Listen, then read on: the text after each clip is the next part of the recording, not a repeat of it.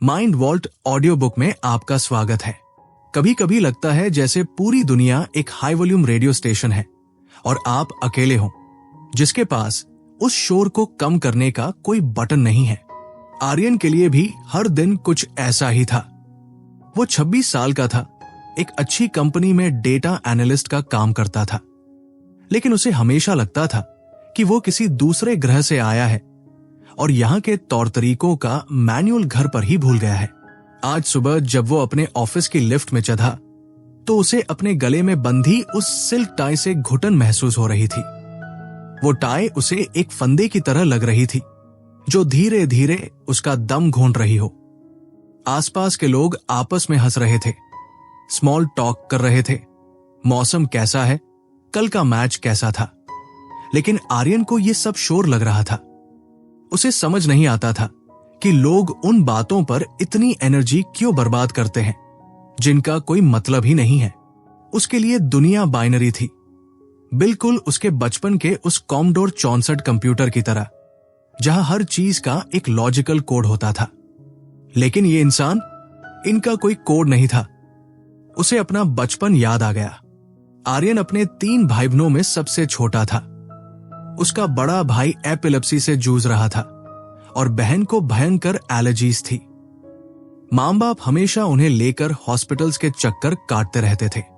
आर्यन के साथ कोई साफ दिखने वाली परेशानी नहीं थी, इसलिए वो अक्सर फॉरगॉटन चाइल्ड बन गया। सबको लगता था कि आर्यन तो हेल्दी है, उसे किसी सपोर्ट की क्या जरूरत। लेकिन आर्यन अंदर ही अंदर एक ऐसी जंग लड़ रहा था जिसे कोई देख नहीं पाता था। उसे याद था दादा दादी की वो 50th वेडिंग एनिवर्सरी।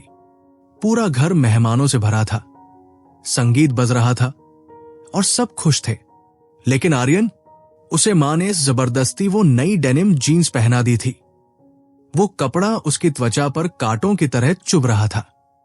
वो रिजिड, सख्त कपड़ा उसे ऐसा महसूस करा रहा था जैसे उसे किसी ने लोहे के पिंजरे में बंद कर दिया हो। उसे इतनी बेचैनी हुई कि उसे उल्टी जैसा महसूस होने लगा। वो बस भागकर अपने कमरे में छिप जाना चाहता था, अपने बिस्तर के नीचे, जहां अंधेरा हो और कोई आवाज ना आए। लेकिन उसके पिता ने उसे गोद में उठा लिया और कहा, आर्यन, इतने उदास क्यों रहते हो? थोड़ा मुस्कुराओ। उन्हें लगा वो बस जिद्दी या चिड़चिड़ा है। उन्हें नहीं पता था कि उस छोटे से बच्चे का ब्रेन उस वक्त सेंसरी ओवरलोड से फट रहा था। आर्यन के लिए सुकून का दूसरा नाम लीगोस था। जब वो उन छोटे छोटे ब्लॉक्स को आपस में जोड़ता था तो उसे लगता था कि वो अपनी एक ऐसी दुनिया बना रहा है जिसे वो कंट्रोल कर सकता है। वहां कोई अचानक से उसे नहीं छूता था, कोई बेवजह शोर नहीं मचाता था। वो घंटों तक जमीन पर बैठकर बस बनाता रहता था। वो एस्केपिज्म था, एक सुरक्षित टापू जहां वो खुद को दुनिया की नजरों से बचा सकता था। उसे याद है जब वो 8 साल का था, उसने अपने पुराने वॉकी टॉकीज को तोड़ मरोड़ कर कुछ ऐसा बना दिया था कि वो अपने 1.5 मील दूर रहने वाले दोस्त से बात कर सके। लोगों को लगता था आर्यन अकेला है, लेकिन आर्यन अपनी गैजेट्स और तारों की दुनिया में बहुत मसरूफ था। उसे इंसान समझ नहीं आते थे, लेकिन मशीन्स समझ आती थी। मशीनों में फॉल्ट होता था जिसे फिक्स किया जा सकता था, लेकिन इंसानी भावनाओं का कोई फिक्स नहीं था। जब वो स्कूल जाने लगा तो हर सुबह एक सजा जैसी लगती थी। उसे ऐसा महसूस होता था जैसे उसे बिना कपड़ों के बर्फीली ठंड में सड़क पर खड़ा कर दिया गया हो। स्कूल का वो रास्ता, वो 3 गलियां पार करना उसे किसी हॉरर मूवी के सैंड मॉन्स्टर जैसा डरावना लगता था। उसे डर था कि कहीं वो खो न जाए, कहीं कोई उसे देख न ले। और स्कूल के अंदर वो डेस्क्स जिन्हें साफ करने वाले लिक्विड की तीखी गंध आर्यन के सिर में हथौड़े की तरह बजती थी। वो प्लास्टिक की कुर्सियां जो जमीन पर रगड़ खाती थी, तो ऐसा लगता था जैसे कोई उसके कानों में सुइयां चुभा रहा हो। वो बस अपनी गर्दन नीची करके चलता था ताकि किसी से नजरें न मिलानी पड़े। उसे ऑड या अजीब कहा जाता था। एक बार एक टीचर ने थंडर और लाइटनिंग के बारे में कुछ गलत पढ़ा दिया। आर्यन चुप नहीं रह पाया। उसने सीधे मुंह कह दिया, यू आर रॉन्ग। उसे नहीं पता था कि बड़ों को टोकना बदतमीजी माना जाता है। उसने तो बस डेटा सही किया था। लेकिन टीचर नाराज हो गई और उसके पेरेंट्स को बुला लिया गया। आर्यन को लगा कि जब वो सही था तो उसे सजा क्यों मिल रही है। यहीं से उसने मास्किंग सीखना शुरू किया। उसने टीवी शोज और मूवीज देखना शुरू किया, सेव्ड बाय द बेल या स्टार वॉर्स। वो बड़े ध्यान से देखता था कि हाँ, सोलो कैसे बात करता है, लूक स्काईवॉकर कैसे चलता है। वो उनके एक्सप्रेशंस को शीशे के सामने कॉपी करता था। उसे समझ आया कि अगर वो एक कैरेक्टर की तरह एक्ट करे तो लोग उसे कम परेशान करेंगे। स्कूल जाना उसके लिए डेथ स्टार में घुसने जैसा था। उसे हर दिन उस कोड को क्रैक करना था ताकि वह चुपचाप अपनी पढ़ाई पूरी करे, अपना बैग उठाए और वापस अपने होम प्लैनेट यानी अपने कमरे में पहुंच सके। रात को उसे नींद नहीं आती थी। उसका दिमाग 2000 मील प्रति घंटे की रफ्तार से भागता रहता था। उसके माता पिता ने हार मानकर उसके कमरे में एक पुराना ब्लैक एंड व्हाइट टीवी रख दिया था। वो हर रात स्टार वॉर्स देखता था। वो फिल्म उसके लिए एक प्रार्थना की तरह थी। उसे लगता था कि जैसे जेडी अपनी फोर्स का इस्तेमाल करते हैं, उसे भी अपनी इस अजीब ताकत का सही इस्तेमाल करना सीखना होगा। पर फिर एक दिन आर्यन के पैरों के नीचे से जमीन खिसक गई। उसके पिता का बिजनेस डूब गया। उन्हें अपना वो पुश्तैनी घर छोड़ना पड़ा जहां आर्यन का हर कोना उसका सेफ स्पेस था। उन्हें एक छोटे से सोशल हाउसिंग वाले इलाके में जाना पड़ा। आर्यन के लिए यह तबाही से कम नहीं था। उसका सेफ्टी ब्लैंकेट छीन लिया गया था। नई जगह पर पड़ोसी ड्रग्स बेचते थे, गलियों में झगड़े होते थे। आर्यन अब सर्वाइवल मोड में था। उसने खिड़की से बाहर झांकना बंद कर दिया। उसने खुद को कमरे में कैद कर लिया और संगीत की ओर मुड़ गया। उसे ड्रम्स और बैस गिटार पसंद आए। क्यों? क्योंकि उनमें वाइब्रेशंस थी जिन्हें गिना जा सकता था। वो ताल को प्रेडिक्ट कर सकता था। जिंदगी अनप्रेडिक्टेबल थी, पर संगीत का मीटर तय था। आज भी अपने ऑफिस के डेस्क पर बैठे हुए आर्यन जब बहुत ज्यादा घबरा जाता है तो वो अपनी आंखें बंद कर लेता है और बचपन की उस एक बात को याद करता है जो उसके एक बड़े भाई के दोस्त ने कही थी, अगर तुम फेल हो रहे हो तो इसका मतलब ये नहीं कि तुम हार गए। इसका मतलब बस ये है कि ये वाला रास्ता तुम्हारे लिए नहीं था। अब पाइवोट करो और नया रास्ता ढूंढो। आर्यन ने अपनी टाई थोड़ी ढीली की। उसने अपने कान में नॉइस कैंसलिंग हेडफोन्स लगाए और अपनी पसंदीदा स्टार वॉर्स की थीम ट्यून बजा दी। उसे पता था कि उसे आज का दिन सर्वाइव करना है। उसे पता था कि उसे एक ऐसी दुनिया में फिट होने की कोशिश करनी है जो उसके लिए नहीं बनी, लेकिन वो हार मानने वालों में से नहीं था। उसने अपनी चेकलिस्ट खोली और काम शुरू किया। उसे महसूस हुआ कि भले ही वो दुनिया की भीड़ में अकेला हो, पर उसकी ये क्वर्की ऑडनेस ही उसकी सबसे बड़ी ताकत है। उसे बस इस कोड को अपने तरीके से रीराइट करना था। माइंड वॉल्ट ऑडियो बुक का यह सफर तो अभी बस शुरू हुआ था। आर्यन को अभी बहुत कुछ समझना बाकी था। ऑफिस के कैंटीन में बैठना आर्यन के लिए किसी जंग के मैदान से कम नहीं था। दोपहर का वक्त था। चारों तरफ कुर्सियों के खिसकने की आवाजें, चमचों का प्लेट से टकराना और सबसे डरावनी चीज, हवा में तैरती हजारों लोगों की बातें। आर्यन अपनी मेज पर अकेला बैठा था, अपने लंच बॉक्स को देखते हुए, लेकिन उसका ध्यान पास वाली टेबल पर था जहां उसके कोलीग्स जोर जोर से हंस रहे थे। उसे हमेशा से लगता था कि शायद उसके अंदर कोई चिप मिसिंग है जो दूसरों को इतनी आसानी से दोस्त बनाने में मदद करती है। उसे वो बचपन वाला नजारा याद आ गया जब वो 6-7 साल का था।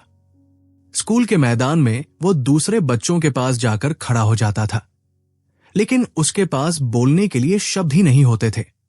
वो बस उन्हें टकटकी लगाकर देखता रहता, बिल्कुल किसी हॉरर मूवी की उस डरावनी गुड़िया की तरह जिसे देखकर लोग सहम जाते हैं। उसे लगता था कि वो दोस्ती करने की कोशिश कर रहा है, लेकिन असल में वो उन्हें डरा देता था और वो बच्चे वहां से भाग जाते थे। आज भी कैंटीन में उसे वही महसूस हो रहा था। उसे लगा कि उम्र बढ़ गई है, पर वो क्रीपी स्टॉकर पोज आज भी उसके साए की तरह उसके साथ है। दोस्ती करना आर्यन के लिए कभी भी एफर्टलेस नहीं रहा। उसे अक्सर बताया गया था कि हम जैसे लोग, जिन्हें दुनिया ऑटिस्टिक कहती है, कभी किसी से जुड़ नहीं सकते, कभी प्यार नहीं कर सकते। लेकिन आर्यन को पता था कि ये सच नहीं है। ये सिर्फ एक बहुत बड़ी गलतफहमी है। हमें लोगों से नफरत नहीं होती, हमें बस वो सही लोग नहीं मिलते जो हमारे वेवलेंथ पर हों। उसे अपने बचपन का वो दोस्त याद आया, ली विलियम्स। आर्यन को स्कूल में वो मैरून रंग का वीबल्स वाला खिलौना हवाई जहाज बहुत पसंद था, जो ली के पास था। जब आर्यन उसके पास गया तो ली ने बिना कुछ कहे बस मुस्कुराकर वो प्लेन उसे पकड़ा दिया। उस पल आर्यन के दिमाग में जैसे आइंस्टीन की तरह यूरेका वाली घंटी बजी। उसे समझ आया कि ली ने उसके साथ खिलौना इसलिए शेयर किया क्योंकि उन्हें एक ही चीज पसंद थी, वीबल्स। यहीं से उसे अपनी जिंदगी का सबसे बड़ा सोशल हैक मिला, कॉमन ग्राउंड। अगर आपको किसी से बात करनी है तो उस चीज के बारे में बात करो जो आप दोनों को पसंद हो। यही लॉजिक आर्यन ने अपनी पूरी जिंदगी में इस्तेमाल किया। हाई स्कूल में उसे एक वॉरहैमर पेंटिंग क्लब के बारे में पता चला। वहां हजारों छोटे छोटे ड्रैगन्स और ट्रोल्स के फिगुरीन्स थे जिन्हें बारीकी से पेंट करना पड़ता था। आर्यन को बारीकियों से प्यार था। वहां उसे बोलने की जरूरत ही नहीं पड़ी क्योंकि सबका ध्यान उन मॉडल्स पर था। जो सोशल एंजाइटी उसे मार डालती थी, वो वहां गायब हो गई क्योंकि उसके पास बात करने के लिए एक ठोस विषय था। उसे महसूस हुआ कि दोस्ती का मतलब सिर्फ गप्पे मारना नहीं होता, बल्कि साथ मिलकर किसी चीज में डूब जाना होता है। उसे याद आया कैसे वो जूलिया से मिला था, जो अब उसकी पार्टनर है। जूलिया को भी पुरानी स्टार वॉर्स की एक्शन फिगर्स कलेक्ट करने का शौक था। उनकी पहली मुलाकात भी खिलौनों के एक्सचेंज से हुई थी। जूलिया ने उसे संगीत की दुनिया से मिलवाया। आर्यन ने ड्रम्स और बैस बजाना सीखा क्योंकि संगीत के उन तालों में एक प्रेडिक्टेबिलिटी थी जो उसे सुकून देती थी। लेकिन जूलिया के साथ रिश्ता बनाना भी आसान नहीं था। लोगों को लगता है कि अगर कोई ऑन दी स्पेक्ट्रम है तो उसे भावनाओं या शारीरिक स्पर्श से कोई मतलब नहीं होगा। ये बात आर्यन को बहुत चुभती थी। उसे एहसास हुआ कि प्यार में कम्युनिकेशन और इंटिमेसी का मतलब हमारे लिए थोड़ा अलग होता है। एक दिन जब वे कार में जा रहे थे, जूलिया ने बड़े प्यार से आर्यन के पैर पर अपना हाथ रखा। वो सिर्फ अपना प्यार जता रही थी, लेकिन आर्यन अपनी सीट से उछल पड़ा।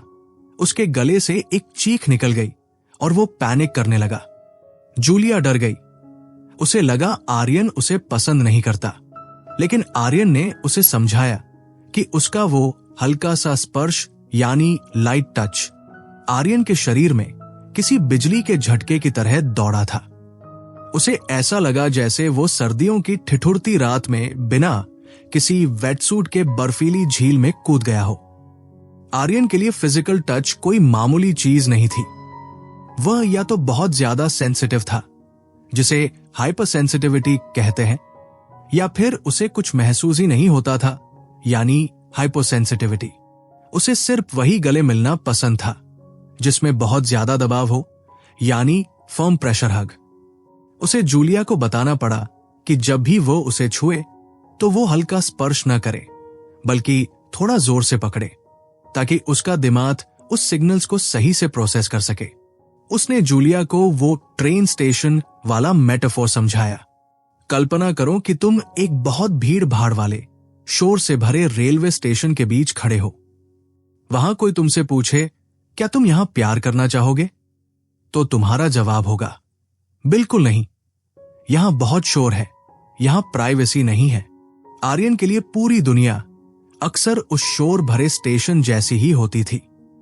अगर उसका एनवायरनमेंट सही नहीं है, अगर आसपास बहुत शोर या तेज गंध है, तो वो रोमांस के बारे में सोच भी नहीं सकता। उसे अपनी जरूरतों के बारे में साफ साफ बात करना सीखना पड़ा। उसे एहसास हुआ कि रिश्ते में रिजेक्शन का डर हमेशा बना रहता है। जब वो जूलिया के साथ बैठने से मना कर देता था क्योंकि उसे सेंसरी ब्रेक चाहिए होता था, तो जूलिया को बुरा लगता था। आर्यन ने उसे धीरे धीरे समझाया कि ये उसके प्यार की कमी नहीं है, बल्कि उसके दिमाग की वायरिंग है। उसे जूलिया को अपने रूल्स बताने पड़े। दोस्ती हो या प्यार, सब कुछ एक ट्रांजैक्शन जैसा था जिसे समझना पड़ता था। आर्यन को अब समझ आने लगा था कि वो इंटेलेक्चुअली इनेप्ट या भावनाओं से रहित नहीं है जैसा लोग सोचते हैं। वो बस वेरीड है, उसके अपनी अलग जरूरतें हैं। आज कैंटीन में बैठे हुए आर्यन ने देखा कि उसका एक कोलीग समीर मेज पर एक स्टार वॉर्स वाली कीचेन रखे हुए है। आर्यन के दिल की धड़कन थोड़ी बढ़ी। उसने अपनी घबराहट को दबाया और समीर के पास जाकर धीरे से बोला, ये 1997 वाला बोबा फेट ना? काफी रेयर है। समीर की आंखें चमक उठी। हाँ भाई, तुझे कैसे पता? और बस वहीं से बातचीत शुरू हो गई। कोई डरावनी गुड़िया वाला पोज नहीं, कोई सन्नाटा नहीं। आर्यन को महसूस हुआ कि उसने उस दिन का अपना सोशल कोड क्रैक कर लिया है। उसे लगा कि भले ही वो पूरी दुनिया के लिए अजीब हो, लेकिन अपनी छोटी सी दुनिया में वो अपने जैसे लोगों को ढूंढ रहा है। उसे याद आया कि खुद पर भरोसा करना ही आत्मविश्वास की पहली सीढ़ी है। अगर आप सुबह उठकर खुद से कहें कि आप कर सकते हैं, तो वो सुपरमैन पोज असलियत बन जाता है। आर्यन ने अपनी चाय की आखिरी घूंट भरी और एक हल्की मुस्कान के साथ अपने कैबिन की तरफ चल पड़ा। उसे लगा कि वो सिर्फ सर्वाइव नहीं कर रहा, वो धीरे धीरे जीना सीख रहा है। आर्यन जब भी अपने घर के ऑफिस में बैठकर अपने काम की लिस्ट बनाता है, उसकी नजर अक्सर दीवार पर टंगी अपनी केमिस्ट्री की डिग्री पर पड़ती है। उसे याद आता है कि यहां तक पहुंचने का रास्ता किसी के लिए भी टिपिकल नहीं था। स्कूल के वो दिन उसके लिए किसी डरावने सपने जैसे थे, जहां उसे एक ऐसे बॉक्स में ठूंस दिया गया था जहां वो न बच्चों को समझ पाता था और न ही टीचर्स को। उसे आज भी वो गंध याद है, स्कूल के मेजों को साफ करने वाले उस सैनिटाइजिंग लिक्विड की तीखी महक जो कपड़ों पर सफेद पाउडर जैसा निशान छोड़ देती थी। और वो आवाज जब प्लास्टिक के पैरों वाली कुर्सियां उस रेगिस्तान जैसी खुरदरी जमीन पर रगड़ती थी, तो आर्यन का जी मिचलाने लगता था। सुबह नाश्ते की मेज पर बैठा वो बस यही प्रार्थना करता था कि काश आज स्कूल बंद हो जाए। स्कूल उसके लिए किसी जेल से कम नहीं था, जहां 6 घंटे बिताना मतलब अनंत काल तक सजा काटना था। लेकिन आर्यन ने हार मानने के बजाय जिंदगी को हैक करना शुरू किया। उसने महसूस किया कि वो दूसरों की तरह सुनकर नहीं सीख सकता, खासकर जब लेक्चरर्स के बोलने का लहजा अलग हो। उसे ऑडिटरी लर्निंग स्टाइल से नजरत थी। उसने एक नया रास्ता निकाला। वो स्कूल या यूनिवर्सिटी में सिर्फ टॉपिक्स और डेटा इकट्ठा करता और घर आकर अपनी शांति में अपनी गति से उन पर रिसर्च करता। उसे याद है यूनिवर्सिटी के वो दिन जब वो रात रात भर जागकर खुद को वो सब पढ़ाता था जो क्लास में सिर के ऊपर से निकल गया था। उसने अपनी पढ़ाई को व्यवस्थित करने के लिए एक कमाल का सिस्टम बनाया। जैसे ही उसे कोई हैंडआउट मिलता, वो तुरंत उस पर तारीख और पेज नंबर डाल देता। हफ्ते के आखिर तक उसके पास एक ऐसी सीक्वेंस होती जो उसे कभी भटकने नहीं देती थी। वो अपने स्मार्टफोन का इस्तेमाल लेक्चर्स को रिकॉर्ड करने के लिए करता था, ताकि अगर उसका ध्यान भटके, जैसे कमरे में उड़ती किसी मक्खी या मेज पर रखी एक लाल पेन की वजह से, तो वो बाद में दोबारा सुनकर उस जानकारी को लिख सके। इस पूरे संघर्ष में आर्यन ने एक जादुई तरीका अपनाया जिसे वो सैंडविच मेथड कहता था। उसे पता था कि स्कूल जाना उसके कंट्रोल में नहीं है, लेकिन उसके पहले और बाद का समय उसका अपना है। वो अपने दिन को 2 अच्छी चीजों के बीच उस कड़वे अनुभव की तरह दबा देता था। सुबह स्कूल जाने से पहले अपनी पसंद के कार्टून्स देखना और शाम को घर आकर घंटों तक अपनी बैस गिटार बजाना उसके दिन का वो ब्रेड था जो उसे बीच वाले मुश्किल हिस्से को सहने की ताकत देता था। यह पैटर्न उसके मन को शांत रखता था कि चाहे जो हो जाए, आखिर में सुकून ही मिलना है। आर्यन को वो मोड़ भी याद है जब उसके पिता का बिजनेस डूब गया था। दुनिया के लिए यह तबाही थी, पर आर्यन के लिए यह एक मिरेकल इन डिस्गाइज साबित हुआ। उनका नया घर ठीक स्कूल के पीछे था। अब उसे वो लंबा और डरावना रास्ता पैदल तय नहीं करना था जहां वो अक्सर खो जाता था। सिर्फ 10 कदम और वो स्कूल के मैदान में होता था। इस एक ट्रिगर के खत्म होने से उसके दिमाग में इतनी जगह बन गई कि वो पढ़ाई और दोस्ती पर ध्यान दे सका। उसने सीखा कि अपनी आवाज उठाना कितना जरूरी है। जब स्कूल के नाटकों में उसे बोलने वाले रोल्स दिए जाते तो वो घबरा जाता था, लेकिन उसने हिम्मत जुटाई और टीचर से साफ कहा, मैं ये नहीं करना चाहता। उसे खुशी हुई कि उसकी बात सुनी गई और उसे एक वॉक ऑन रोल मिला जहां उसे सिर्फ एक जोकर या बाजीगर की तरह पीछे रहना था। अपनी जरूरतों को आर्टिकुलेट करने से उसे एक नया आत्मविश्वास मिला। यूनिवर्सिटी में आर्यन को समझ आया कि मदद मांगना कोई कमजोरी नहीं है। उसे डिसलेक्सिया और ADHD का पता चला तो उसे नए रिसोर्सेज मिले। उसके पास एक नोट टेकर था जो लेक्चर्स के नोट्स लेता, एक लैब हैंड जो उसे प्रयोगों को ऑर्गेनाइज करने में मदद करता, और एक मेंटो जिससे वो हर हफ्ते अपनी परेशानियों पर बात कर सकता था। इन छोटी छोटी चीजों ने उसके लिए सफलता के दरवाजे खोल दिए। उसे याद है कि कैसे उसने अपने यूनिफॉर्म के साथ भी समझौता किया। कमीज के बटन खोलना और जंपर उतारना सिर्फ इसलिए ताकि उसका सेंसरी प्रोसेसिंग डिसऑर्डर उसे काम करने से न रोके। आज जब वो पीछे मुड़कर देखता है तो उसे एहसास होता है कि वो स्पेशल एजुकेशन यूनिट की तन्हाई, जहां उसे शरारती बच्चों के साथ बिठा दिया जाता था, वाकई मुश्किल थी। उसे लगता था कि वो पूरी दुनिया में अकेला है, लेकिन उसी अकेलेपन ने उसे सेल्फ पावर और सेल्फ रिसर्च की ताकत दी।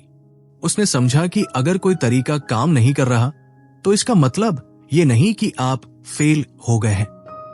इसका मतलब है कि वो टेस्ट पूरा हुआ और अब आपको नया तरीका आजमाना है।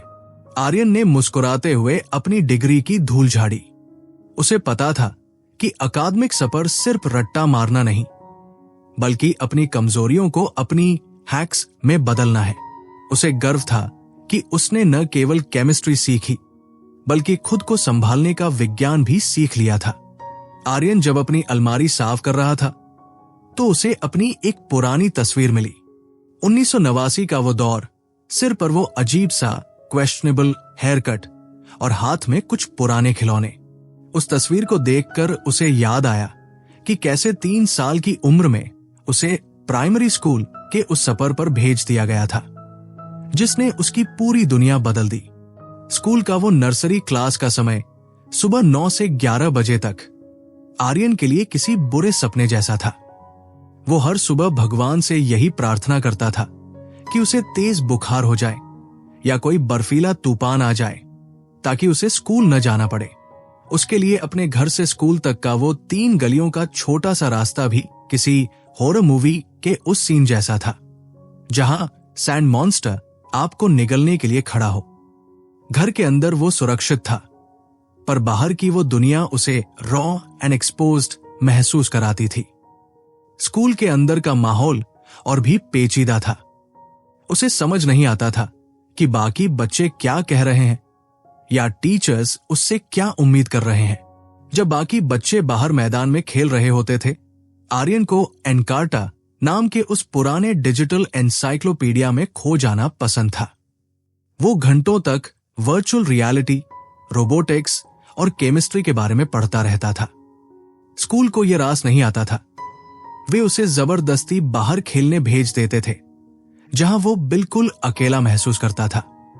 एक दिन आर्यन ने सोचा कि वो भी दूसरों की तरह मजाक करेगा ताकि उसके दोस्त बन सके।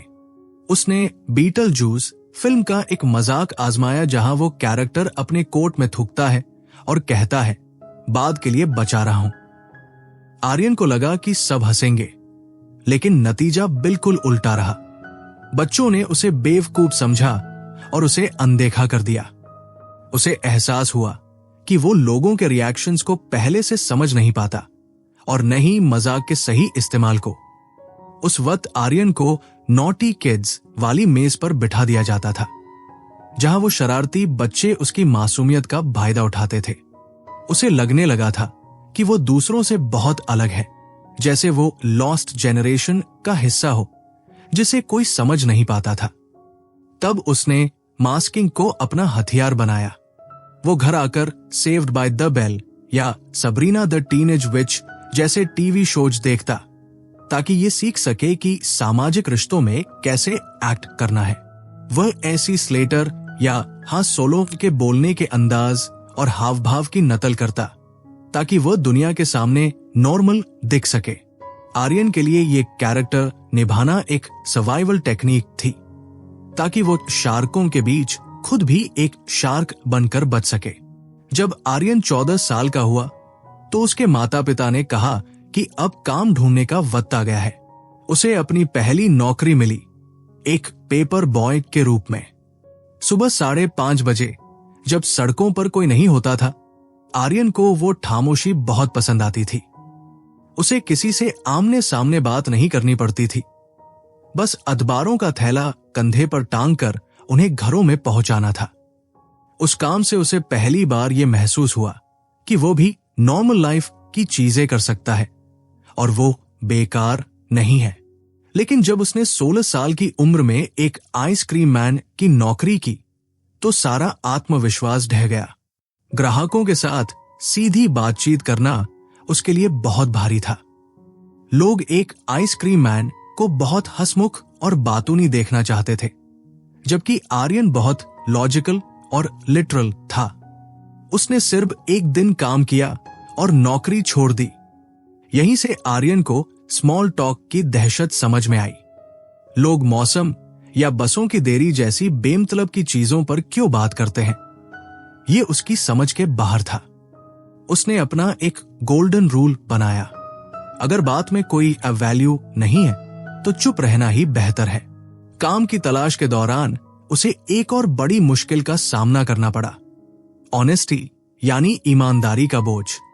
इंटरव्यू में जब उससे पूछा जाता क्या आप में कोई खामियां हैं, तो आर्यन बहुत सादगी से कह देता, हाँ, मेरा ओसीडी बहुत बुरा है, इसकी वजह से मैं हर चीज में लेट हो जाता हूं। जाहिर है उसे नौकरी नहीं मिलती थी।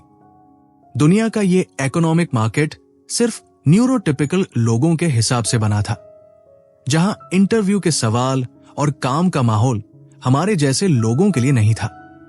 दफ्तरों का वो शोर, बिखरे हुए तार और तेज रोशनी आर्यन के लिए किसी सजा से कम नहीं थी।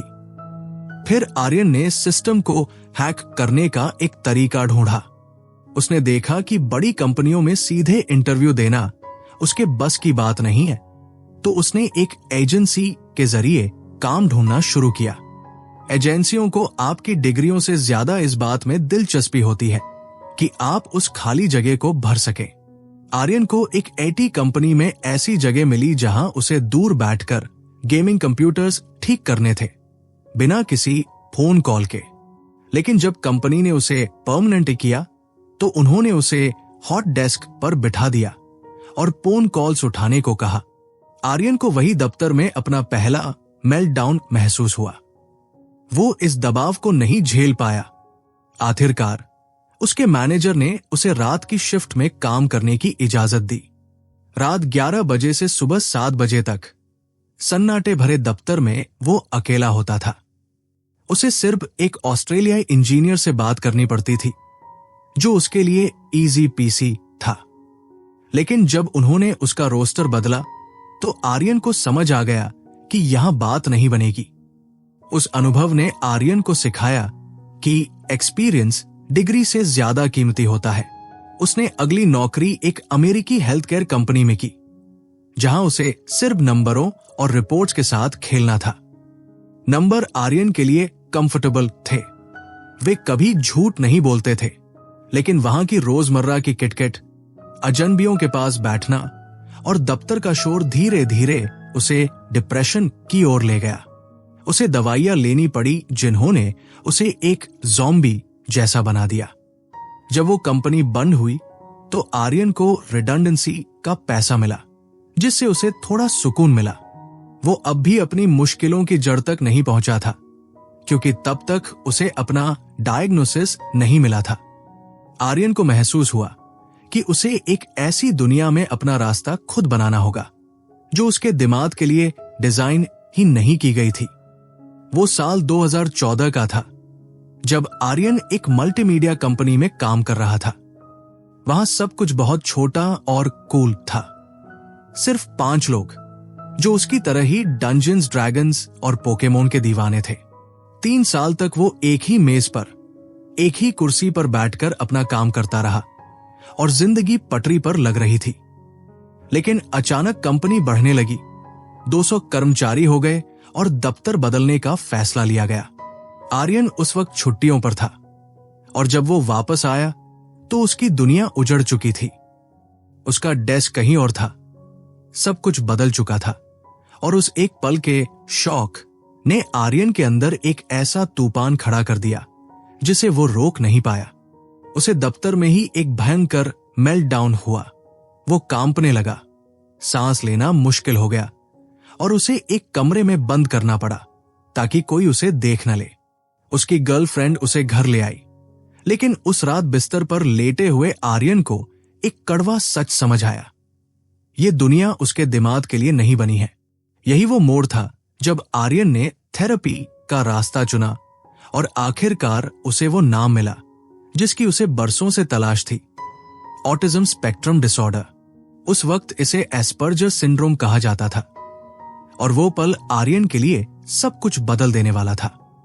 उसे एहसास हुआ कि वो टूटा हुआ नहीं है, बस उसका ऑपरेटिंग सिस्टम अलग है।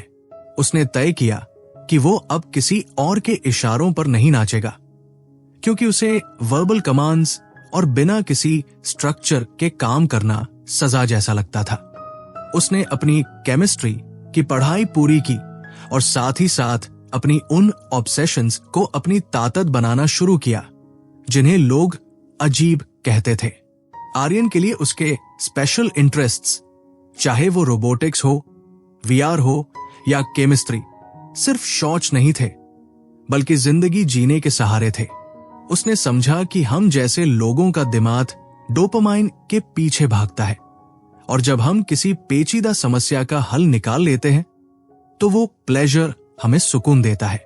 लोग अक्सर सोचते हैं कि हम पागलों की तरह एक ही चीज के बारे में क्यों पढ़ते रहते हैं, जैसे वो एक सज्जन थे जो मरिलिन मोनरो के बारे में सब कुछ जानते थे, या खुद आर्यन जिसे 9/11 के पीछे के वैज्ञानिक रहस्यों को सुलझाने का जुनून था। ये सिर्फ जुनून नहीं है, ये एक प्रॉब्लम सॉल्विंग ताकत है जो हमें दुनिया की चुनौतियों से लड़ने की हिम्मत देती है। आर्यन ने धीरे धीरे सीखा कि जब मेल्टडाउन करीब हो तो उसे कैसे रोका जा सकता है। उसने खुद को एक मंत्र दिया, हाइड्रेट योरसेल्फ। जब हमारा शरीर तनाव में होता है तो उसे पानी की बहुत जरूरत होती है ताकि एड्रेनालाइन को संभाला जा सके।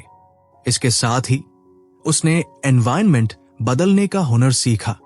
अगर उसे किसी थिएटर या भीड़ वाली जगह में घबराहट होती तो वो तुरंत बाहर अपनी कार में चला जाता, जहां वो तापमान, रोशनी और शोर को खुद कंट्रोल कर सकता था।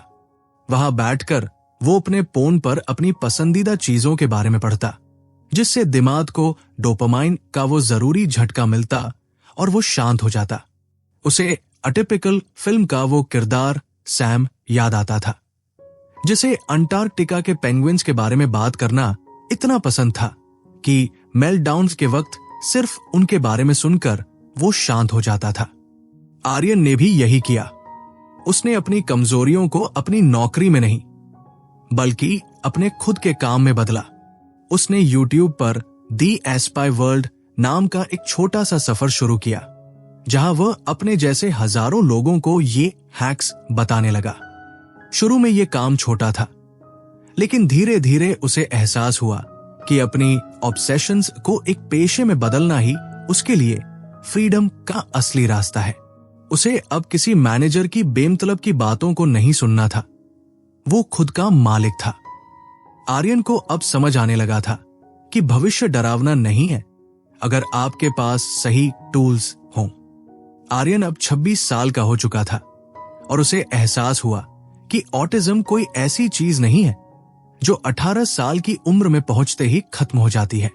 अक्सर दुनिया को लगता है कि ये सिर्फ बच्चों की परेशानी है, लेकिन आर्यन जानता था कि बड़े होने पर चुनौतियां और भी पेचीदा हो जाती है। उसे आज भी गुस्सा आता है जब कोई उससे कहता है, पर तुम तो ऑटिस्टिक दिखते ही नहीं हो, या मेरे दोस्त का बच्चा ऑटिस्टिक है, तुम तो उसकी तरह नहीं हो। ये बातें सुनने में जितनी आम लगती है, असल में उतनी ही डिसमिसिव होती है, क्योंकि ये हमें हमारे अपने ही वजूद पर शक करने के लिए मजबूर कर देती है। आर्यन को लगने लगा था कि उसे अपनी आने वाली जिंदगी के लिए एक मजबूत योजना बनानी होगी, ताकि वो सिर्फ सर्वाइव न करे बल्कि एक्सीलेंटली जी सके। उसे हाल ही में अपने एक दोस्त थॉमस के पॉडकास्ट थॉटी ऑटी से पता चला था कि ऑटिस्टिक लोगों की औसत उम्र अक्सर दूसरों से कम होती है, क्योंकि वे अपने भविष्य को लेकर इतने चिंतित और तनाव में रहते हैं कि वो बोझ उनके शरीर पर भारी पड़ने लगता है। आर्यन ने तय किया कि वो इस डर को खुद पर हावी नहीं होने देगा और अपनी आजादी के लिए मजबूत बुनियाद तैयार करेगा। उसने अपनी रोजमर्रा की जिंदगी को आसान बनाने के लिए छोटे छोटे लाइफ स्किल्स अपनाना शुरू किया।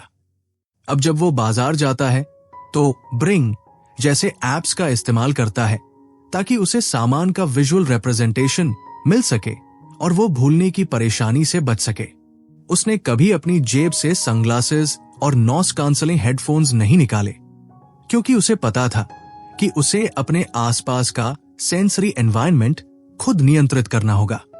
घर की दीवार पर उसने एक बड़ा सा विजुअल कैलेंडर टांग दिया है, जिस पर वो रंग बिरंगे स्टिकर्स लगाता है ताकि उसे आने वाले अपॉइंटमेंट्स याद रहें। यहां तक कि उसने अपनी डिजिटल असिस्टेंट्स जैसे एलेक्सा और गूगल को भी काम पर लगा दिया है ताकि वे उसे समय पर दवाइयां और मीटिंग्स याद दिला सकें। आर्यन ने अपनी यूटिलिटीज कंपनियों को भी अपनी डिसेबिलिटी के बारे में सूचित कर दिया है ताकि किसी भी खराबी या बिजली जाने पर उसे अर्ली प्रायोरिटी अलर्ट मिल सके। पैसों का प्रबंधन हमेशा से आर्यन के लिए एक पहाड़ जैसा रहा है, लेकिन अब उसने इसे भी हैक कर लिया है। उसने अपने बैंक से बात करके अपने खर्चों पर एक सीमा और अलर्ट्स लगवा दिए हैं ताकि वो धोखाधड़ी या बेवजह के खर्चों से बच सके। उसने अपने लिए एक फाइनेंस हेल्पर नियुक्त किया है, उसकी अपनी बहन, जो हर महीने उसके हिसाब किताब की जांच करती है ताकि सब कुछ सही चले। वो ज़ेनी जैसे सिंपल अकाउंटिंग एप्स और गूगल शीट्स का इस्तेमाल करता है, जिससे उसे साफ साफ दिखता है कि पैसा कहाँ आ रहा है और कहाँ जा रहा है। यहां तक कि उसने पुराने तरीके के विजुअल चार्ट्स और लिफाफों का भी इस्तेमाल किया है, जिन पर बिल्स, सेविंग्स और फूड लिखा होता है, ताकि उसे अपने पैसे का फिजिकल स्ट्रक्चर महसूस हो सके। अब जब आर्यन नए वर्क प्लेस की बात करता है तो उसे पता है कि उसे रीजनेबल एडजस्टमेंट्स की मांग करने का पूरा हक है। उसे एक ऐसा डेस्क चाहिए जो साफ हो, ऑर्गेनाइज्ड हो और जहां का वातावरण शोर मुक्त हो। उसने अपने मैनेजर से साफ कह दिया है कि उसे लंच का एक तय समय चाहिए ताकि उसकी रूटीन न टूटे, और काम के बीच उसे सेंसरी ब्रेक्स की भी जरूरत होगी। वो चाहता है कि लोग उसे सिर्फ बोलकर निर्देश न दें, बल्कि विजुअल फॉर्मेट में लिख कर दें ताकि उसे समझने में आसानी हो। उसे अब एक ऐसे ऑटिज्म वर्क चैंपियन की तलाश रहती है जिससे वो अपनी जरूरतों पर खुलकर बात कर सके। आर्यन जानता है कि दुनिया अब अवेयरनेस से आगे बढ़कर अंडरस्टैंडिंग और एक्सेप्टेंस की तरफ जा रही है। आर्यन की ये यात्रा, जो एक डरे हुए छोटे बच्चे से शुरू हुई थी, अब एक सेल्फ एडवोकेट के रूप में बदल चुकी है। उसे गर्व है कि उसने न सिर्फ खुद को संभाला, बल्कि अब वो हजारों दूसरे लोगों के लिए भी एक मिसाल बन रहा है। उसे याद आता है कि उसने यूरोपियन पार्लियामेंट को भी संबोधित किया था ताकि ऑटिस्टिक लोगों के लिए काम के बेहतर अवसर पैदा किए जा सके। उसका मकसद अब बहुत बड़ा है, पूरी दुनिया में एक ऐसा माहौल बनाना जहां ऑटिस्टिक लोग और उनके परिवार बिना किसी डर के अपनी शर्तों पर जी सके। आर्यन मुस्कुराता है क्योंकि उसे पता है कि उसकी क्वर्की ऑडनेस ही उसे सबसे खास बनाती है। उसे एहसास हुआ है कि जिंदगी कोई पहेली नहीं है जिसे दूसरों के हिसाब से सुलझाना है, बल्कि ये एक खुद की बनाई हुई रचना है। रात के सन्नाटे में जब वो अपनी खिड़की से बाहर देखता है तो उसे अब वो सैंड मॉन्स्टर नहीं दिखता, उसे बस संभावनाएं दिखती है। उसने अपनी डायरी बंद की और गहरी सांस ली। उसे अपनी आवाज की ताकत मिल गई थी और वो ताकत अब किसी भी डेथ स्टार से कहीं ज्यादा मजबूत थी। माइंड वॉल्ट ऑडियो बुक का ये सफर यहां खत्म नहीं होता, क्योंकि आर्यन और उसके जैसे हजारों लोगों की कहानियां अब भी लिखी जा रही है। खुद पर भरोसा रखें, क्योंकि आप जैसे हैं वैसे ही बेहतरीन हैं। धन्यवाद इस कहानी का हिस्सा बनने के लिए।